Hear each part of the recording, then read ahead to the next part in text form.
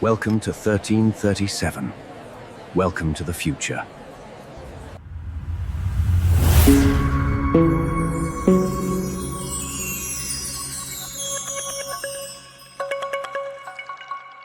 Welcome to 1337, the future of podcasts on the human element. I'm Max, your guide to understanding human behavior. And I'm Sophia, here to explore the depths of the human psyche with you.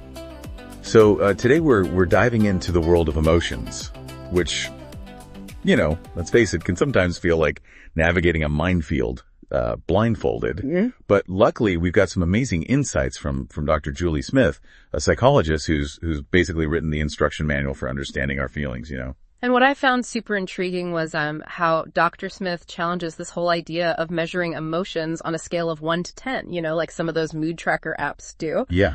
It's funny because sometimes I'm like, am I a 6 or a 7 on the sadness scale today? It just feels way too simplistic. Right. And Dr. Smith really hits the nail on the head when she emphasizes that emotions are way more complex than just assigning them a number. It's about understanding those deeper, often messy, and sometimes downright confusing feelings we all have. Exactly. And one of the things that resonated with me was Dr. Smith's take on what she calls the overthinking epidemic. Yeah. I mean, come on. Who hasn't gotten stuck in a spiral of what ifs and worst case scenarios? It's like our brains are on overdrive, constantly analyzing and worrying. It's almost like a badge of honor these days to be super busy and stressed out, but Dr. Smith makes a crucial point. This constant overthinking isn't some personal flaw. It's actually a natural response to the crazy demands of modern life. Yeah. I never thought about it that way, but it makes total sense. We're bombarded with information. Technology is constantly vying for our attention, and the lines between work and personal life are blurring. No wonder our brains are feeling fried. Exactly. And all of that contributes to heightened stress levels, which in turn makes us even more prone to overthinking. So before you beat yourself up for all those sleepless nights spent worrying, remember, you're not alone. It's a shared experience, and there are definitely ways to manage it. Okay, so how do we escape the overthinking vortex? Right. Because honestly, sometimes it feels like I'm stuck in a mental hamster wheel. Well, Dr. Smith offers a really powerful antidote: action. She argues that taking action, even small steps, can help us break free from that cycle of fear and endless rumination. This really resonated with Chris Williamson, too. He's a YouTuber who focuses on self-improvement. And he found that actively moving towards his goals, rather than getting bogged down in analysis paralysis, helped him overcome his fear. Yeah. There's this amazing story Dr. Smith shared about how she rewrote her entire chapter on fear after being diagnosed with cancer. She realized she had a choice. Yeah. Succumb to fear as the prey, or become the predator and take control. Wow. Yeah. That's a powerful analogy. So instead of letting fear paralyze us, she's saying we can actually use it as fuel for action. Exactly. It's about shifting our mindset from passive worry to proactive problem solving. Right. It's like that saying, the only way out is through. Sometimes we just have to take that first step, even if it's small, to get unstuck. Right. And even tiny actions can create momentum. Dr. Smith suggests things like making a list, reaching out to a friend, or just taking a walk. Anything that shifts our focus from worrying to doing. Right. It's like we're sending a message to our anxiety, I'm in control here. I love that. Yeah. And, it makes me think about how our upbringing and childhood experiences can also play a role in how we handle emotions, especially anxiety. Definitely. Dr. Smith talks about the importance of understanding our childhood and the dynamics of our parental relationships. And she encourages us to reflect on those experiences, ideally with the help of a therapist, to avoid carrying any unnecessary resentment. Right. It's not about blaming our parents for everything, but recognizing how those early interactions shaped us. Exactly. And there's this quote she brings up that really resonated with me. "There are no solutions, only trade-offs," by Thomas Sowell. It's a great reminder that there's no such thing as a perfect upbringing. Yeah. It helps us see those relationships with more nuance, acknowledging both the positive and negative aspects. Absolutely. And, Chris Williamson and Dr. Smith actually had a fascinating conversation about how our anxieties might even be a sign of progress, in a way. Okay, how so? Well, they discussed how earlier generations were often focused on basic survival. They didn't necessarily have the time or the luxury to ruminate on more complex emotional issues. So maybe our heightened focus on mental and emotional well-being is actually a sign that we've evolved as a society. Yeah. It allows us to address these things rather than just accepting them as unchangeable. Yeah. It's like, hey, we've taken care of the basic needs. Now let's level up and focus on emotional well-being. Exactly. Now, another topic that Dr. Smith tackles head-on is the whole people-pleasing dilemma. She makes a really important distinction between being a genuinely nice person and being a chronic people-pleaser. Right. Because there's a huge difference between being kind and constantly putting everyone else's needs before your own. Exactly. People-pleasing often stems from a deep fear of disapproval or rejection. It's about prioritizing others to the point where it actually starts to harm your own well-being. Right. So it's not about being selfish, but setting healthy boundaries and honoring your own needs. Absolutely. And Dr. Smith offers a super practical tip for anyone struggling with this. Practice assertiveness in low-stakes situations first. It's like building a muscle. Start with small no's to gain confidence and then gradually work your way up to more challenging scenarios. I love that analogy. And Chris Williamson added an interesting observation. He pointed out that people-pleasing can be both a strength and a weakness. I think that's so true. People pleasers are often incredibly empathetic and generous, but without that awareness and ability to choose when to prioritize others, it can lead to feeling resentful or taken advantage of. Okay, so we've covered overthinking, childhood experiences, and people-pleasing. What else is lurking in the emotional jungle? Well, Dr. Smith also dives into the always fun topic of passive-aggressive behavior. She describes those subtle signs that something's off, but you can't quite put your finger on it. It's like trying to decipher a secret code. You know something's wrong, but you're not sure what to do about it. Exactly. And Dr. Smith actually suggests gently calling it out. But here's the tricky part. The person might deny it completely. Which, of course, makes things even more complicated. Right. And remember that quote we mentioned earlier, unspoken expectations are premeditated resentments. It perfectly captures the essence of passive aggression. It's all about those unexpressed expectations that fester and turn into resentment. Right. And because it's so indirect, it can be really difficult to address. So how do you even begin to navigate that kind of situation? Chris Williamson shared his approach, and I think it's a great starting point. He suggests something like, hey, it feels like something's off. I'm not sure what it is, but I'd rather just clear the air. Can we talk about it? That's a good approach. It's direct, but not accusatory. Exactly. It gives the other person a chance to open up. And if they deny it, you can always adjust your approach moving forward. Dr. Smith suggests being more cautious in the future, maybe sharing less with that person, or being more mindful of your interactions. So it's about protecting yourself emotionally, especially if the behavior continues. Exactly. And if it reaches a point where it's negatively impacting your well-being, you might have to make the difficult decision to distance yourself from that relationship. Okay, so let's shift gears a bit and talk about relationship dynamics. Dr. Smith discusses how our different attachment styles can create some serious challenges, especially in pairings with anxious and avoidant tendencies. That's such a common dynamic, and it leads to so much misunderstanding. The anxious person is craving reassurance and affection, while the avoidant person, though needing love,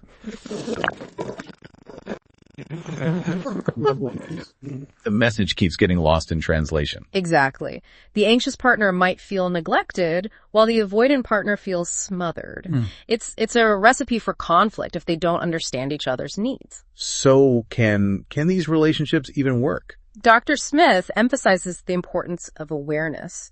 Both partners need to understand their own attachment patterns and how they impact the relationship. Right. And then it's about working towards a more secure attachment style, which requires effort and compromise from both sides. Right. So the avoidant person might need to work on tolerating closeness and expressing affection, while the anxious person focuses on building their resilience and managing their need for constant reassurance. Exactly. It's not about trying to change who they are, but finding a way to meet each other's needs in a way that feels safe and comfortable for both. And Chris Williamson made a really good point. He compared the dynamics of a relationship to how we were before the relationship even started. We were once self-sufficient individuals. That's such an important reminder. While we want to open ourselves up to love and connection, we shouldn't completely lose ourselves in the process. Right. It's about finding that balance between vulnerability and independence. Precisely. we can be strong and capable while also allowing ourselves to be loved and supported. And sometimes, despite our best efforts, love just doesn't work out the way we hope. Dr. Smith acknowledges the pain of unrequited love and emphasizes the importance of having our own backs in those situations. Right. It's about knowing our worth and not settling for less than we deserve, even if it means being alone for a while. Exactly. And it ties back to the idea of self-compassion and building a strong relationship with ourselves. It's about being able to love and support ourselves through those tough times, knowing that we're worthy of love and belonging, even if a particular relationship doesn't work out. Okay, so we've talked about relationships, both with others and with ourselves, but let's face it, one of the biggest hurdles we all face is that pesky inner critic. That voice in our heads that's constantly pointing out our flaws and telling us we're not good enough. Ugh, don't even get me started. Yeah. Sometimes it feels like my inner critic is on a megaphone broadcasting all my insecurities to the world. Right. Dr. Smith talks about how prevalent self-criticism is, even among high achievers. It's like we all have this inner bully on our shoulder, constantly putting us down. Yeah. She uses this brilliant analogy. Imagine you're an elite athlete. Would you ever choose your high school bully to be your coach? Of course not. Yeah. You'd want someone supportive and encouraging who believed in your potential. Exactly. And that's how we should treat ourselves.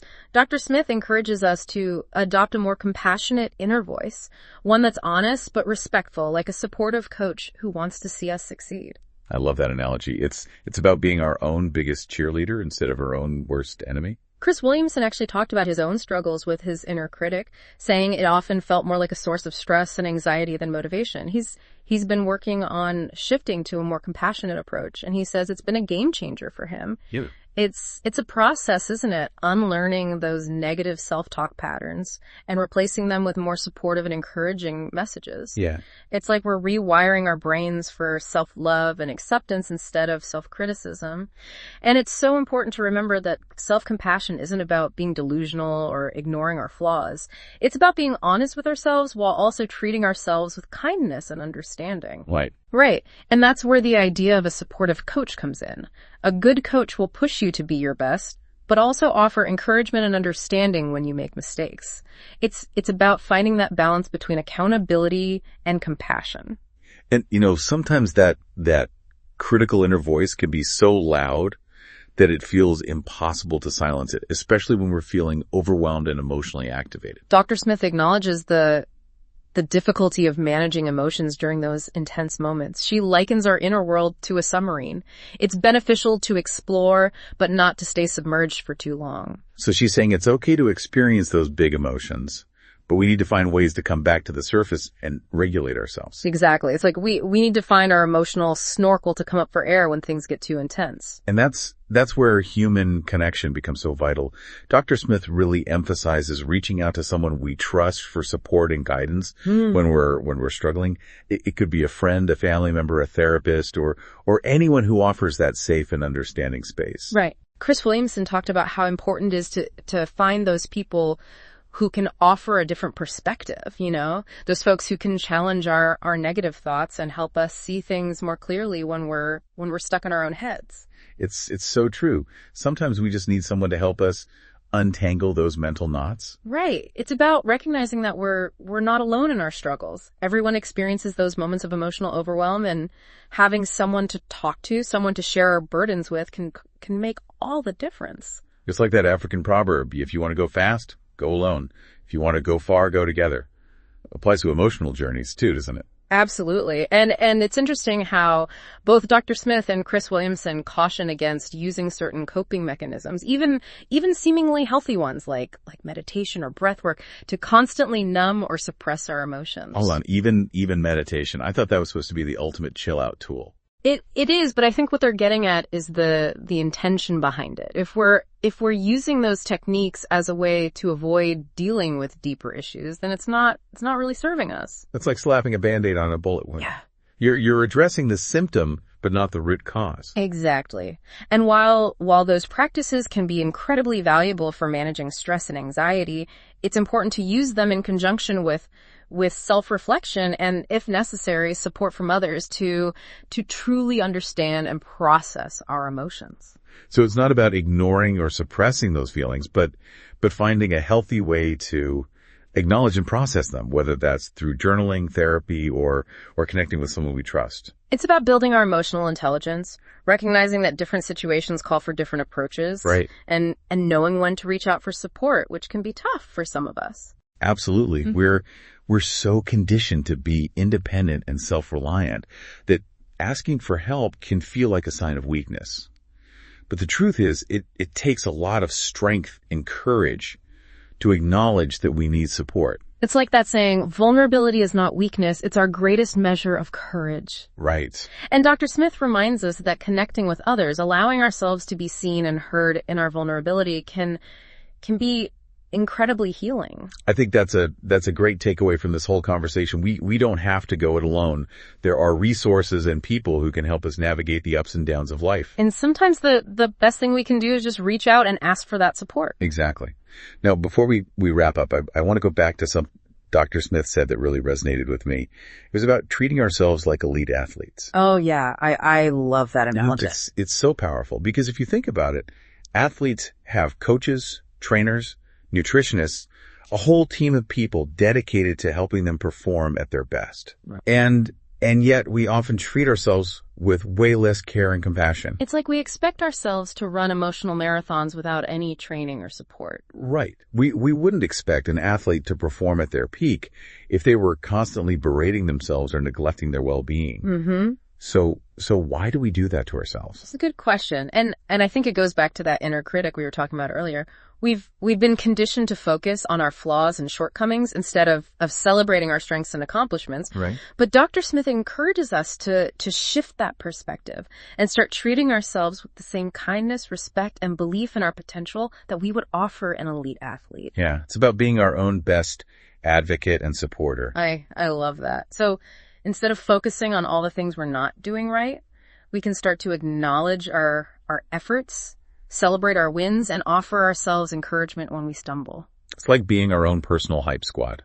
Exactly. And you know, I think that's a great message to end on. We all have the power to be more compassionate and supportive of ourselves, even in the face of challenges. Right. It's about embracing our imperfections, recognizing our worth, and remembering that we're all works in progress. Right. And most importantly, remembering that we're not alone in this journey. We have each other and we have resources to help us along the way. Yeah. Yeah. And sometimes just knowing that can make all the difference. It really can. So I guess the takeaway here is that we all have these incredible tools within us, the ability to connect, to be compassionate, to take action. It's just a matter of learning how to use them effectively. Exactly. And that's what I love about Dr. Smith's work. She doesn't just tell us what to do. She gives us practical strategies and insights to help us actually make those changes in our lives. It's like she's handing us a toolbox and saying, you know, here you go. Now go build yourself a happier, healthier, emotional life. And, you know, I think the fact that she's so open about her own struggles makes her even more relatable and trustworthy. It's like she's saying, hey, I get it. I've been there too. But here's what helped me, and maybe it can help you too. It's that vulnerability that makes her message so powerful. Absolutely. So to wrap things up, what were some of your biggest takeaways from this deep dive into the world of emotions? For me, it was Dr. Smith's emphasis on action. It's so easy to get stuck in our heads, overthinking and worrying about things we can't control. But taking even small steps towards our goals can shift our mindset from fear to empowerment. That's a great point. I think mine was the importance of self-compassion. We're often our own worst critics, but we deserve the same kindness and understanding that we would offer to a friend. Right. And I love her reminder that we don't have to go through this alone. Connecting with others, whether it's a friend, family member, or a therapist, can be incredibly healing and empowering. It's like we're all in this together, navigating the ups and downs of life. And sometimes just knowing that can make all the difference. Absolutely. So for more deep dives into the human element, visit us at onetreethree7podcast.com. Thanks for joining us, and we'll see you next time. Strength and honor. I am Spartacus. Thanks for watching. Tap into 1337podcast.com.